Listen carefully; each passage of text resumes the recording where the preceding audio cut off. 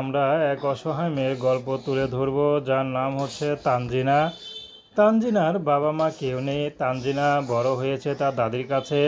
তানজিনার শুধু ছোট একটা ভাই আছে। তো ভাইটা জন্মের পরেই তার মাটা মারা যায় এবং তার বাবা আরেকটি বিয়ে করে চলে যায়। পরে দাদি কোলে পিঠে মলে মানুষ করে। তো তানজিনা বর্তমানে বিয়ে শাদী করবে, কিন্তু অভাবে সংসারে কে তাকে বিয়ে করবে। তানজিনা গরিব হলেও দেখতে মাশাল্লাহ কাটিং কুটিং যা আছে চলে, সংসার করার মতো।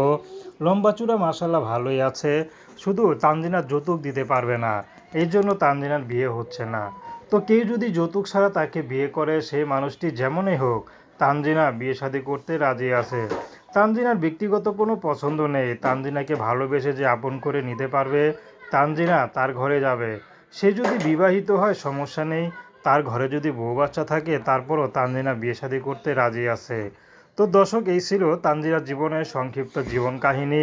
আপনারা যদি তানজিনার সাথে যোগাযোগ করতে চান, স্ক্রিনে নাম্বার দেয়া আছে, ওই নাম্বারে ফোন দিলে যোগাযোগ করতে পারবেন। তো দর্শক, প্রেম ভালোবাসা সাহায্য সহযোগিতা বিয়ে শাদী করা একান্ত আপনাদের ব্যক্তিগত ব্যাপার। আসুন আমরা 5 ওয়াক্ত নামাজ পড়ি।